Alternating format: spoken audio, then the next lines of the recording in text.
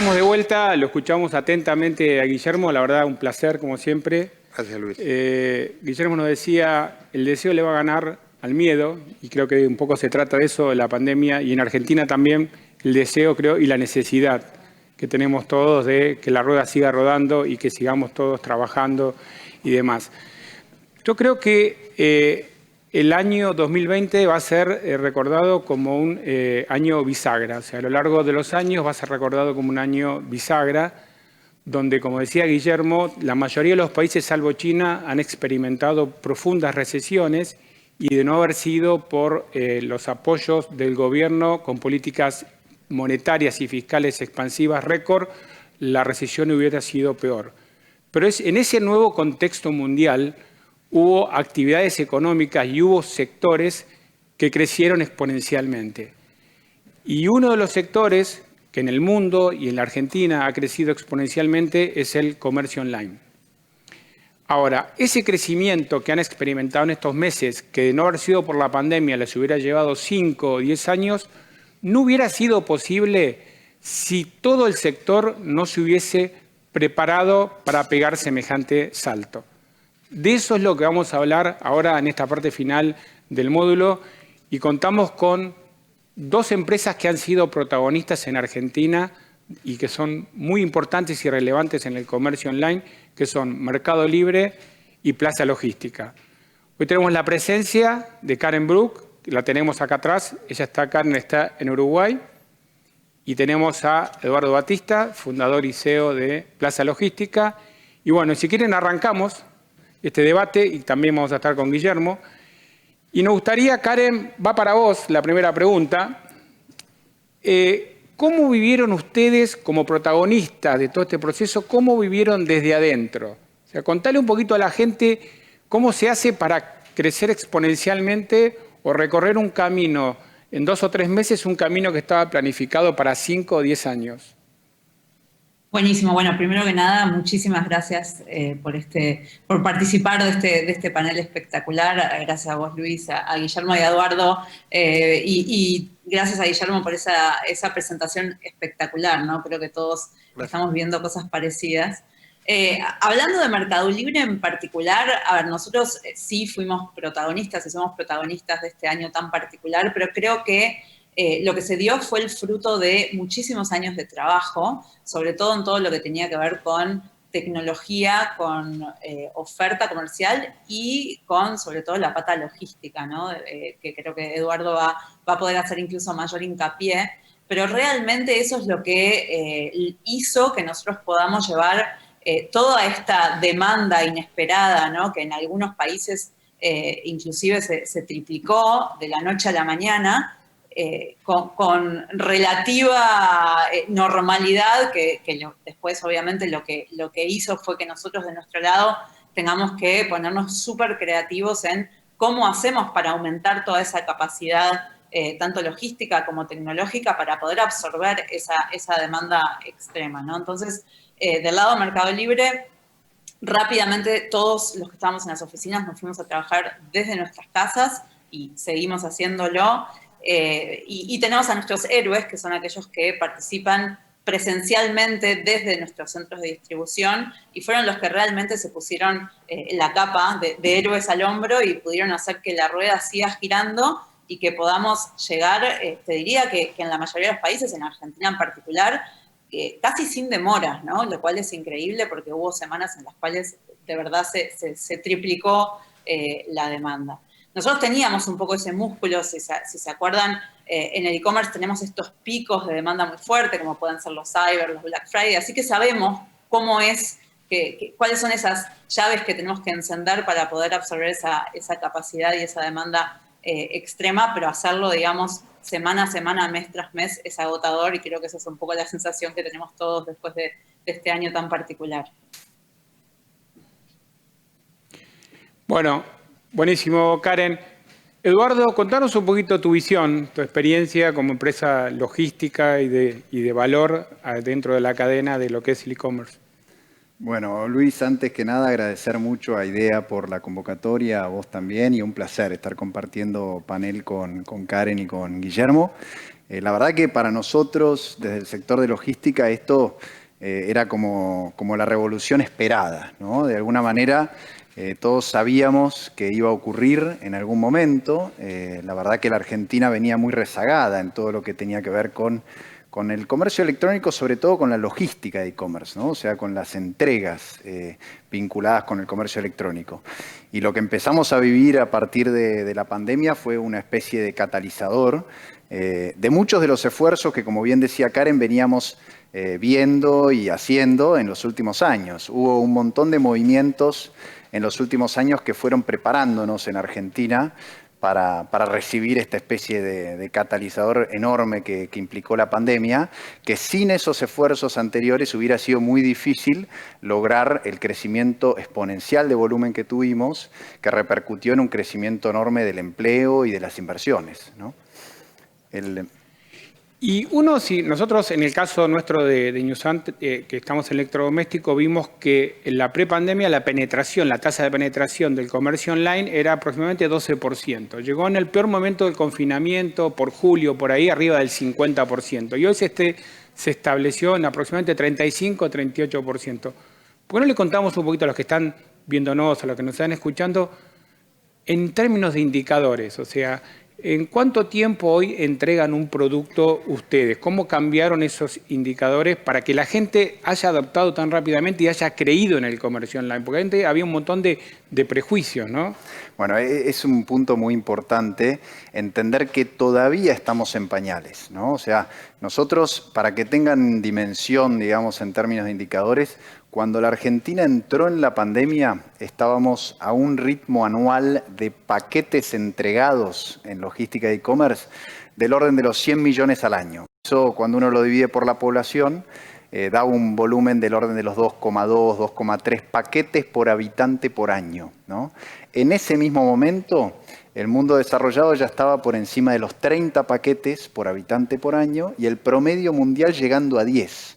O sea que la primera conclusión que uno tiene que sacar cuando mira este sector es que realmente casi no existía cuando entramos en la pandemia, pero sí había algunos movimientos en las fundaciones del sector que eran verdaderamente revoluciones ocultas, ¿no? Por ejemplo, la más importante, se había ya inaugurado en 2019 lo que fue el primer Fulfillment Center de Argentina, ¿no? Esas inversiones muy importantes que nosotros tuvimos el honor de participar fueron fundamentales para que durante la pandemia los volúmenes se pudieran multiplicar tantas veces. Si no, hubiera sido imposible que la oferta reaccione a esa demanda exponencial. De todas formas, la oferta y la demanda quedaron desacopladas. O sea, la demanda hubiera querido muchos más paquetes mucho más rápido.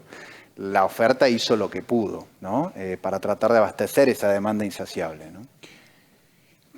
Karen, contanos un poquito lo que es, cómo trabajan ustedes lo que es experiencia cliente. O sea, ¿qué desafío tenés hoy vos para que Mercado Libre ha crecido, y lo escuchamos muchas veces cuando Marcos Alperín cuenta, los millones de clientes que han incorporado en la pandemia? ¿Cómo es que trabajan ustedes esa parte tan importante hoy, que es no solo conseguirlo al cliente, sino fidelizarlo, retenerlo y que vuelva a comprar, ¿no?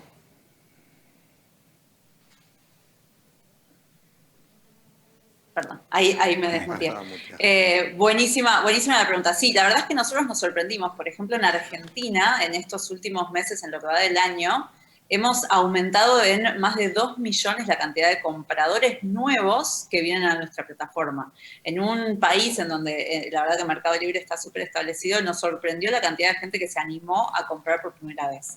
Y para eso, digamos, no solamente para estos compradores nuevos, sino también para nuestra base de usuarios, es una responsabilidad enorme lograr que esos usuarios compren, estén contentos y que sean promotores de la experiencia. Y lo medimos en cada uno de los pasos de manera absolutamente obsesiva, ¿no? Entonces, si bien lo que nosotros vemos es, bueno, hay un vendedor que pone un producto a la venta, ese comprador lo compra, lo pone en una caja y después está todo el flujo, ¿no? Desde que ese producto sale por algún operador logístico o desde nuestro propio centro de distribución y llega a la puerta de este usuario. Si ustedes ven en ese camino pueden haber 20 cosas que salgan mal. Entonces, Basta con que una sola salga mal para que esa experiencia sea realmente muy, muy mala para ese usuario y que ese usuario nos califique de manera muy mala, y no solamente eso, sino que le cuente a sus amigos y que sea un detractor en las redes sociales, en la cena familiar o en el asado con amigos. Así que lo que hacemos es medirlo de manera obsesiva y hemos hecho 1000 iniciativas para realmente reducir esas fricciones, ¿no? Les voy a contar algunas en particular, pero por ejemplo, habían vendedores que cancelaban muchísimas de sus ventas. ¿Por qué lo hacían? Bueno, por ahí se quedaban sin stock, por ahí tenían mal medido el stock que tenían, entonces al momento de poner el producto en una caja, ese producto no existía. Entonces lo que hicimos fue decir, bueno, ¿por qué no incorporamos esa cancelación como parte de un sistema de reputación del vendedor? Con lo cual, el comprador, si esa venta le es cancelada, va a ser un punto negativo dentro del sistema de reputación para ese vendedor. Entonces, con esto hacemos como una especie de gamification, ¿no? Para que el vendedor se asegure de tener el stock antes de poner ese producto a la venta, ¿sí? Lo mismo hacemos, por ejemplo, con el tiempo de entrega. Nosotros empujamos a los vendedores a que se apuren lo máximo posible para poner ese producto adentro de la caja y lo envíen al correo para que ese producto llegue. Nuestro objetivo es que la mayoría de los productos lleguen con menos de 2 días al usuario final, ¿no? Y es súper exigente, pero realmente los usuarios somos exigentes, nuestros compradores son súper exigentes. Entonces, nosotros tenemos que siempre estar elevando la vara y tratar de que esas experiencias sean cada vez más alucinantes para el comprador y para que vuelvan cada vez más, ¿no? Y eso lo vimos realmente como afectado positivamente durante la pandemia, ¿no? Estos millones de usuarios que llegaron en estos meses compraron incluso un 29% más que el año pasado. Entonces, obviamente que de alguna manera nosotros éramos privilegiados por muchos negocios que estaban cerrados, pero también vimos muchísimas pymes y nuevos vendedores, más de 85.000 vendedores que viven de vender en el Mercado Libre, y un 10% de esos vendedores que realmente empezaron durante la pandemia. O sea que hay muchos vendedores nuevos que también se sumaron a poder hacer del e-commerce un canal de distribución muy grande. Buenísimo, Karen. Eduardo, se habla de que de alguna manera el comercio online canibaliza al shopping o al modelo de compra tradicional. Te voy a dividir la pregunta en 2 partes. Uno, que me contestes hasta dónde eso ocurre realmente. Y por otro lado, vos hablaste de inversiones y de puestos de trabajo que genera el comercio online. Te agradecería si podés ser un poquito más específico para que entusiasmar y ese mito de alguna manera poder explicarlo claramente. Muy bueno, Luis. Bueno, arranco por desmitificar fuertemente, ¿no? Lo que estamos viviendo en la logística de e-commerce. Yo siempre digo, de todo lo que nos trae el comercio electrónico, los mercados libres a la sociedad y a las novedades de la economía, sin ningún lugar a dudas, lo mejor viene del lado de la logística, ¿no? Y esto tiene que ver con que lo que está haciendo esta logística de e-commerce, en esencia, es reemplazarnos a nosotros como consumidores. Lo que está haciendo es reemplazarnos cuando vamos nosotros a adquirir nuestros productos y llevárnoslos, ¿no? Y esto significa que se está creando un nuevo servicio de la economía. Como nuevo servicio de la economía, es tremendamente virtuoso desde el punto de vista de la generación de empleo, de la inversión, y con una ventaja adicional, que es que adicionalmente lo hace de una forma muy positiva. ¿Por qué? Porque las redes logísticas, por su naturaleza, funcionan muy bien como tejidos de muchas empresas medianas y chicas, ¿no? Entonces, no solo es un sector que representa una revolución tremendamente virtuosa, sino además lo hace de una forma en la que genera muchas oportunidades para emprendedores, para nuevas empresas y sobre todo para pymes. Nosotros, lo que yo estoy comentando está bien medido, ¿no? El Public Policy Institute, entre otras universidades en Estados Unidos y en Europa, han medido justamente la creación de empleo en la logística de e-commerce respecto de lo que es la pérdida de empleo transicional normalmente en los locales comerciales. Y eso es una relación 3-1, es decir, se crean 3 empleos en la logística de e-commerce por cada uno que temporalmente se pierden los locales comerciales, hasta que esos locales comerciales normalmente se reconvierten, hay una reconversión. Esto yo creo nunca pasó en la historia de la supply chain, o sea, nunca tuvimos una revolución de la supply chain tan importante, quizás la última del supermercadismo en la década del 60 y 70, pero que además genere semejante virtuosismo en términos de generación de empleo y de actividad económica, ¿no? Buenísimo. Bueno, les voy a dar un descanso a ustedes dos ahora y voy a hablar un poquito con Guillermo. Guillermo, tuvimos oportunidades de escucharla a Michelle Booker y nos contaba el fenómeno del rinoceronte gris, de cuando uno no resuelve los problemas obvios que lo afectan y que no les encuentra una solución, se te viene el rinoceronte enfrente y al finalmente te termina llevando puesto. ¿Cuál es desde tu visión?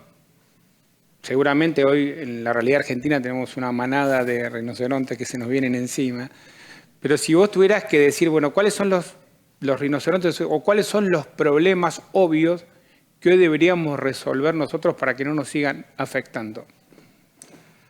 Yo te diría, Luis, que hay uno que a mí me preocupó mucho a lo largo de toda la pandemia, que yo lo mostré brevemente, que es la magnitud de la crisis económica que se generó, se gestó y todavía está en un punto por esta ilusión del poder adquisitivo que provocó no tener ese 40% de gastos, está como, digamos, no del todo percibida, pero aún con la vacuna y aún volviendo a abrir y demás, una contracción de esta magnitud del PBI y encima con un mundo contrayéndose, no es tan fácil de digerir.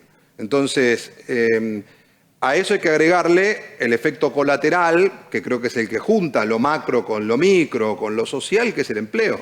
Esto de que hay 4 millones de personas que dejaron de buscar trabajo, probablemente porque su sector estaba cerrado o porque tenían un plan de asistencia como era el IFE. Ahora el IFE ya está terminando, el ATP terminó. Entonces, la realidad es que todo este modelo para que la salida sea lo menos traumática posible requiere una recuperación económica, yo diría, acelerada y que todas las variables contribuyan con esa recuperación. Entonces ahí tenés algo, bueno, ustedes en los distintos foros empresarios se han venido hablando mucho de esto, ¿no? El clima de inversión, a qué sectores apostar, de qué manera contribuir o ayudar a recuperar a los sectores que se vieron muy afectados, porque hoy hay que entender que la cuarentena tuvo un impacto muy desigual. Hay sectores que claramente todo lo que podía llegar al hogar de una u otra manera, y este es el caso por excelencia, el e-commerce, se vio beneficiado y menos mal que lo tuvimos, ¿no? Yo decía, bueno, muchos preguntaban si la tecnología estaba a la altura de la revolución industrial. Bueno, creo que la respuesta quedó con la pandemia. Digo, está bien, podemos discutir si era más importante las redes sociales o los aviones o los trenes de la revolución industrial. Lo que sí no podemos discutir es que sin la plataforma tecnológica que tuvimos, no hubiéramos podido nunca cruzar como cruzamos toda la pandemia, estoy hablando a nivel global, ¿no? Ahora, dicho todo eso, hay que contemplar que hay sectores como el turismo, el ocio, el entretenimiento, la gastronomía, digo, que quedaron en algunos casos, pero muy golpeados. Entonces, eso te provoca una situación muy desigual que se encuentra, digamos, el punto conector es el empleo. Entonces, la pregunta del millón acá, o el rinoceronte que se nos viene, es cómo le vamos a dar trabajo a esas 4 millones de personas que salieron del sistema durante este proceso. Y en ese sentido, yo te diría, definime, del otro lado tenés directores, tenés gerentes, tenés muchos mandos medios, que es la audiencia de experiencia management.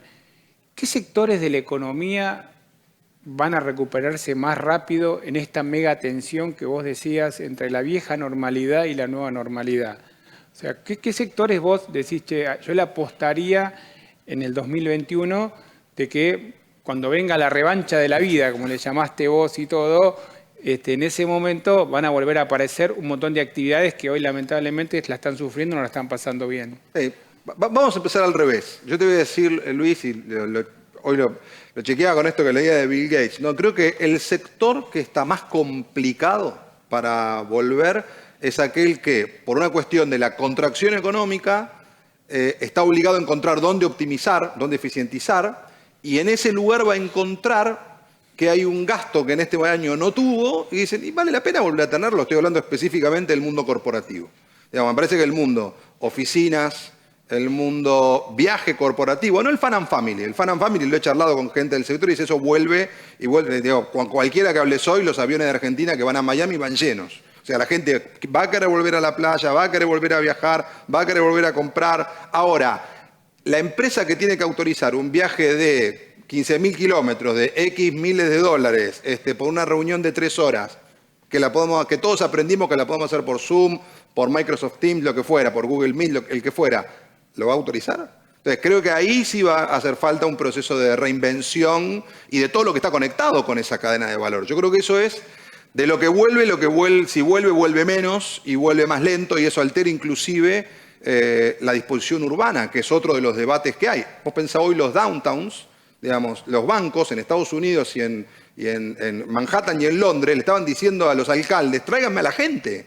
Porque yo no traigo a la gente, digo, no tengo movimiento. ¿Qué hacemos con los downtowns? Entonces creo que ahí hay todo un tema. Seguramente lo que no hay que subestimar es que también eso va a ser fuerza por volver, ¿no? Y van a ir al alcalde a tocarle timbre y decirle, mirá que yo tengo, hoy, Puerto Madero, no está como estaba. Y no si vive de las oficinas, ¿cómo está hoy el microcentro?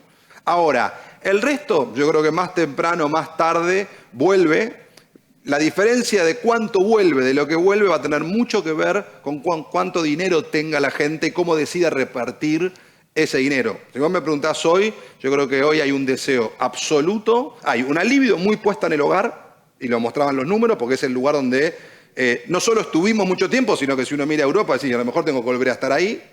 Y 2, hay un deseo muy potente de bienestar. Yo digo, en un desierto de malestar, porque este año la pasamos espantosamente mal, hoy el bienestar no tiene precio. Entonces la gente está dispuesta a pagar por el bienestar siempre y cuando disfrute y no tenga que estar oprimida por las restricciones, digamos, ¿no? Claro. Vos sabés que ya me engancho un poco con algunas preguntas que me estaba haciendo acá la gente y vos mostrabas que Argentina había tenido, o va a ser el país que va a tener una caída del PBI más grande, de lo más grande del mundo. De lo más grande del mundo junto con España, sí, por ahí. Y que el trimestre pasado fue una de las caídas más grandes de la historia de Argentina. 2 preguntas. Uno es, ¿cómo fue, me preguntan acá, cómo fue en relación a la región? Porque vos mostraste algunos países desarrollados, pero no necesariamente cómo fue con relación a la región. Y uno se supone que si sos el país que más cae, debería ser el que más se recupera y más rápido se recupera. Y hoy cuando estás mirando un poquito las expectativas de crecimiento para Argentina comparado con otros países, no es un fenómeno que lo estemos viendo, ¿no? ¿Por qué vos crees que ocurre eso? A ver, yo te diría ahí, vamos primero por los datos. Comparado contra la región, hay un país que estuvo peor que Argentina, que es Perú, que va a caer cerca de 13,5%. Es el peor país que en resultados de muertos por millón de la pandemia. Argentina está en el cuadrante más difícil, cruzando, hay una matriz que publicó hace muy poquito The Economist, economía con muertos por millón, digamos, los 2 datos más duros que hay. Está junto con los latinos, con Italia, con España, con Francia y con muchos de Latinoamérica, sobre todo Perú y México, ¿no? Los que tienen, si querés, peor resultado de lo que terminó sucediendo con la pandemia, o no terminó, digamos, hasta ahora, y peor resultado económico. Entonces, está claro que es a los que más les va a costar recuperar. Me parece que ahí hay un punto crítico que es si hay o no segunda ola. Y si estamos o no con vacunas, o si hay segunda cuarentena o no. Porque eso cambia. Digo, hay 2021, ¿cuál? ¿Cuál 2021? ¿Es con vacunas, sin vacunas, con segunda cuarentena o sin segunda cuarentena? Pues no es lo mismo, ¿eh? Entonces, ahí me parece que también la recuperación tiene una hipótesis, si querés, de éxito, que llegó la vacuna, las actividades se empiezan a abrir, lentamente se recupera el empleo. Bueno, esa hipótesis de éxito, hoy el consenso que hay es 45-50% de inflación, estoy diciendo los economistas, presupuesto nacional marca 29, y el propio presupuesto muestra que recuperás solo la mitad de lo que perdiste este año. A mí ese dato me parece no menor, que el propio gobierno te esté diciendo, miren que hasta 2023 no volvemos donde estábamos. Quiere decir que la recuperación va a ser lenta, progresiva. ¿Y por qué? Bueno, porque la Argentina tiene una serie de fragilidades que ya estaban, hace 10 años que no crece en el punta a punta, ¿no? Que no crecía. Si uno toma 2012, 2019, la economía había caído 2% acumulado, en el acumulado ese. Ahora va a caer 15% si sumamos todo. Entonces, en ese contexto, y encima a hoy, con un clima de inversión que está por lo menos enrarecido, y con una hipótesis para adelante que es lenta, y con señales, podríamos decir, confusas, bueno, es de esperar que por lo menos no viene una fiesta. Me parece que en ese sentido uno tiene que sacarse el chip histórico de la Argentina. Va a la Argentina acá y después rebota y sale de vuelta. O sea, acá hay un chip que es, bueno, listo, esto fue 2002, viene 2003. No, ni fue 2002, porque hay una cantidad de elementos para la contención social que estuvieron, pero tampoco de 2003, porque el 2003 creció al 9 y el año que viene nadie te dice que Argentina va a crecer al 9. Por lo menos hasta ahora, ¿no? Bueno, buenísimo. Volvemos un poquito a Eduardo y a Karen. Hay un dilema entre empresas tradicionales y empresas digitales nativas, ¿sí? Y como que a las empresas digitales nativas les resulta más fácil adoptar lo que decía Guillermo, esto de que cada día somos más digitales y seguramente pueden aprovechar mucho más este cambio de contexto a partir de la pandemia, del home office, todo el mundo digital como que es algo que naturalmente le sale a una compañía digital nativa. Vos, Eduardo, y vos, Karen, los dos forman parte de empresas digitales nativas, más allá que estás vos en un sector tradicional. Primero vos, quiero que me cuentes, Eduardo, cuál es tu visión y si un gerente, como muchos de los que están acá, un director que están detrás de cámara de una empresa, de una pyme, el dueño de una pyme, el director de una corporación, de una empresa local, el gerente, el mando medio, puede desarrollar esa capacidad emprendedora más allá de que venga de una empresa tradicional y esté en un cargo gerencial. O sea, porque a veces pareciera como que eso es un activo solo de las empresas digitales nativas. Me gustaría la visión de ustedes dos. Tal cual.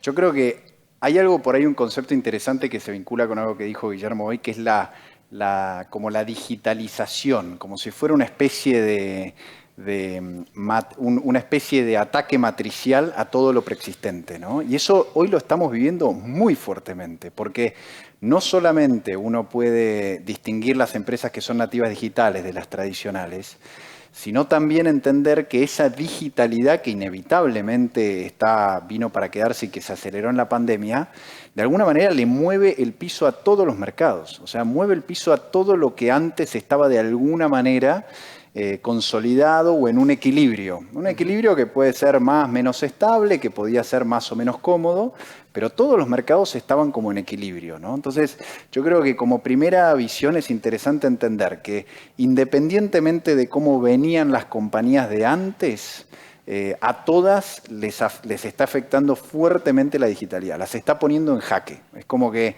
hoy yo lo veo en un montón de sectores, pero por poner un ejemplo, el supermercadismo, ¿no? Las cadenas de supermercado normalmente están muy basadas sobre sus posiciones, son como monopolios de nicho, ¿no? Las buenas ubicaciones de sus tiendas.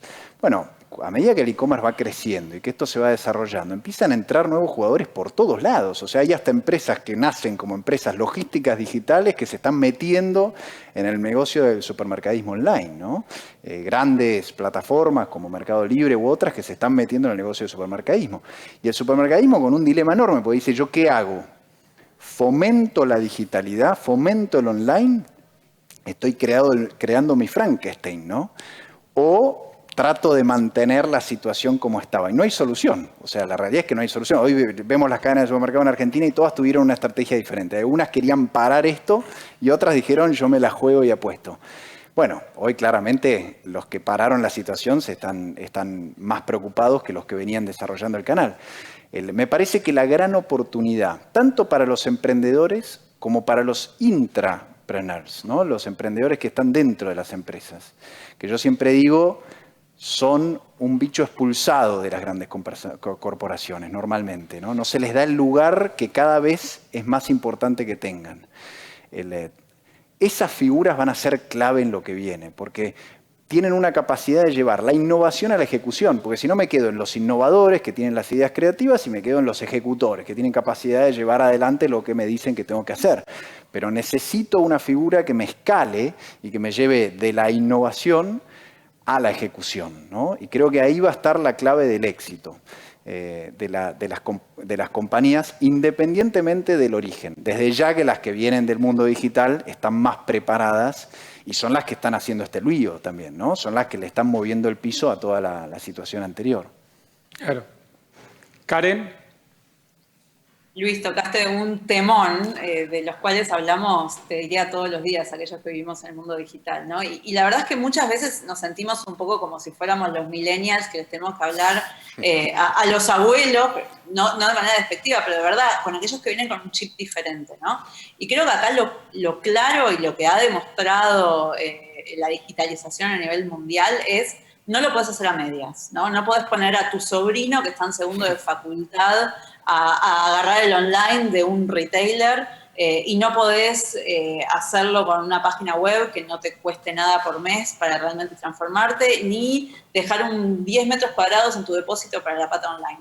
O lo haces de verdad, ¿no? Y te transformás de verdad 180 grados, o de verdad te va a costar un montón y vas a ser la próxima Kodak de alguna manera. Entonces, esto yo me siento a veces un poco como los evangelizadores del mundo digital, pero de verdad, porque estábamos hablando de los porcentajes del mundo online, y esto sucede lo mismo en el e-commerce, pero sucede en, digamos, los diarios y las noticias, o sea, ya hasta la radio es algo que cuesta un montón y la gente se pasó a los podcasts, el diario se pasó a las apps. También sucede en los pagos, ¿no? Todo el mundo de las fintechs digitales. Entonces, no hay rincón, digamos, que no tenga que adaptarse de alguna manera, ¿no? Y creo que acá hay como varias formas de hacerlo y varios retailers. Eduardo estaba hablando por ejemplo, de supermercados. Nosotros hemos visto que, por ejemplo, un Walmart a nivel mundial se ha transformado, ¿no? Y ha hecho de la digitalización la parte más céntrica de su estrategia y se ha transformado de manera muy exitosa, y los resultados que acaban de anunciar del tercer trimestre del año lo demuestran. Lo mismo con retailers tradicionales como puede ser un Falabella o un Magazine Luiza en Brasil. O sea, son varios retailers que de verdad han puesto esto en el centro. Entonces han contratado a equipos y han contratado equipos desde marketing, desde tecnología, que no dejan de ser, bueno, este es el mini equipo digital, sino es que de ahora en más el equipo digital maneja esta experiencia, también para marketing, también para tecnología, e incluso a veces con una mirada aún más grande, hasta equipos comerciales que empiezan a tener como la estrategia digital en el centro y hasta más importante que el resto, por más de que es un canal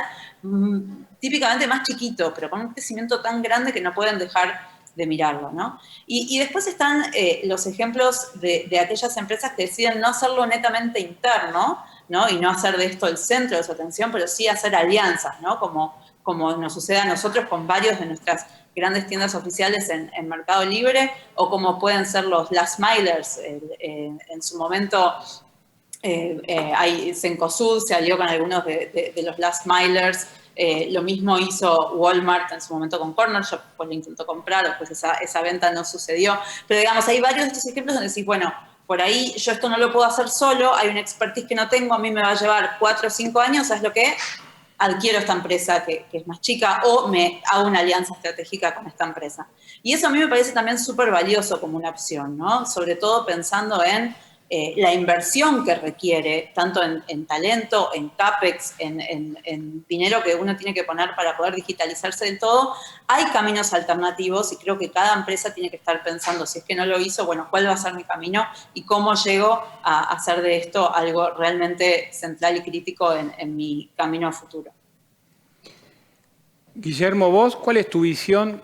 ¿Cuáles son las próximas víctimas o sectores más amenazados por este avance del mundo digital? O sea, ¿qué modelos de negocios, de qué industrias? Así como decía Eduardo, que lo que estoy viendo es cómo el supermercado hoy, en el medio de la pandemia, está amenazado, como han sido los medios, como ha sido el negocio del retail, mismo el tema de las farmacias, mismo el tema de alimentos. ¿Cuál crees vos que son todavía los sectores que van a ser las próximas víctimas o que se resisten todavía a esto que decía Eduardo de hacer el clic y entender que tiene que haber una complementación entre su manera de negocio tradicional y su mundo online, ¿no? Y que tienen que convivir los dos modelos y ver cuál es el que va a ser más preponderante a futuro, ¿no? Yo creo, Luis, ahí que el retail es uno. Digamos, si uno piensa cuánto pesaba el e-commerce en el supermercadismo en la Argentina, pesaba 1% antes de la pandemia. Hoy pesa 4%, pero todavía sigue siendo muy chico, ¿no?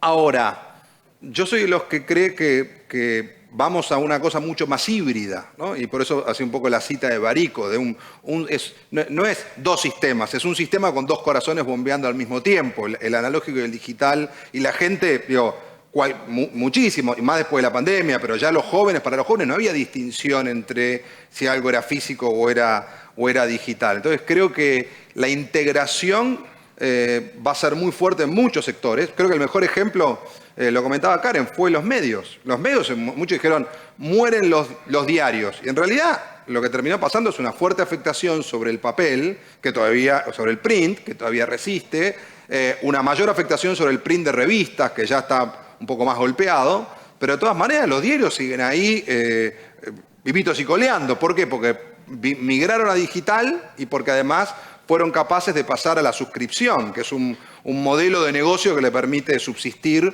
y tener profit junto con la venta de publicidad, que naturalmente bajó de precio porque te aparecieron los monstruos de Google y Facebook con otro costo por contacto, ¿no? Entonces, yo creo que si hay un sector que en un momento parecía que no cruzaba el río y supo reconvertirse, y hoy te diría que está mucho más del otro lado, es el de los medios, y me parece que es una muy buena demostración para todos los que vienen detrás, de que hay un modelo donde en definitiva vos, ¿cuál es tu esencia de negocio? Tu esencia es producir contenido, es producir noticias, es producir análisis. Ok, después veamos de qué manera doy el delivery y sobre todo de qué manera lo cobro. Porque el gran problema que ellos tenían es que, como les había caído tanto el costo el precio de la publicidad por la competitividad de las redes o de Google, no era negocio de esa manera. Entonces lograron poner tanto valor que la gente termina pagando en el concepto de long tail, ¿no? Finalmente, por poco dinero, yo accedo al mundo de ese generador de contenidos. Entonces me parece que